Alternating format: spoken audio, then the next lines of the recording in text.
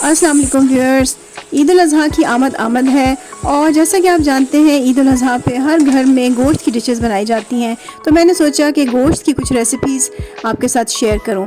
तो ये मेरी ईद की पहली रेसिपी है जो मैं आज आपके साथ शेयर करूंगी। ये है बीफ टिक्का ग्रेवी या बीफ टिक्का करी भी कह सकते हैं इसको।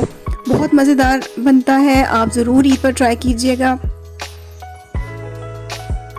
इसके लिए मैंने लिया है तकरीबन 1 किलो बीफ बग़ैर हड्डी के और उसको छोटे छोटे टुकड़ों में काट लिया है। आप जैसा कि जानते ही होंगे कि पकने के बाद बोटी का साइज़ और छोटा हो जाता है, तो आपने उसी हिसाब से बोटी का साइज़ लेना है। मैं चूँकि टिक्के बना रही हूँ छोटे साइज़ के 1 बाइट साइज़, तो इसलिए मैंने बहुत छोटी बोटियाँ ली हैं। इनको मैंने एक प्रेशर कुकर में डाल के 2 मीडियम साइज़ के प्याज इसमें शामिल कर दिए हैं।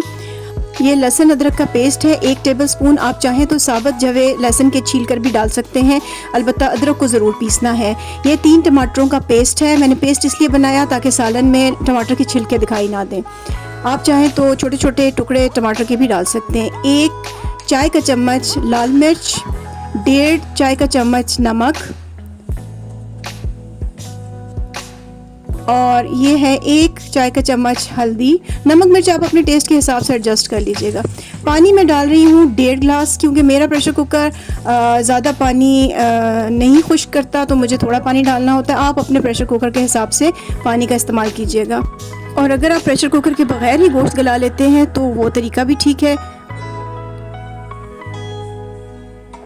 अब हम प्रेशर कुकर का ढक्कन बंद करके उसको तेज़ आंच पे चढ़ा देंगे और जब इसकी विसल बोलना शुरू करेगी उसके बाद 15 मिनट तक मैंने इसको प्रेशर देना है और 15 मिनट के बाद हम इसको खोल के देखेंगे।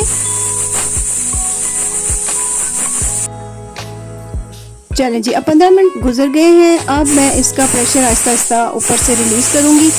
कभी भी आपने प्रेशर रिलीज़ किए बगैर प्रेशर कुकर को नहीं खोलना। तमाम इंस्ट्रक्शंस को स्ट्रिक्टली फॉलो करना है। जब तक इसकी सारी गैस नहीं निकल जाती आपने ढक्कन को नहीं खोलना।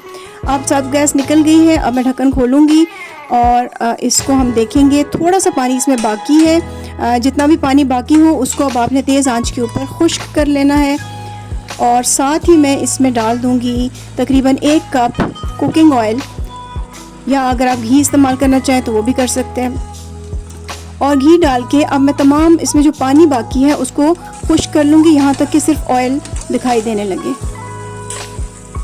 ये देखिए, अब इसमें सिर्फ ऑयल रह गया है, पानी सारा खुश्क हो गया, मसाला भून लिया है मैंने। अब मैं इसमें 3/4 कप दही के डाल दूँगी और 1 भरा हुआ चम्मच गरम मसाले का और 1 भरा हुआ चम्मच धनिया पाउडर मिक्स करके अब मैं इसको थोड़ा सा और भून लूँगी।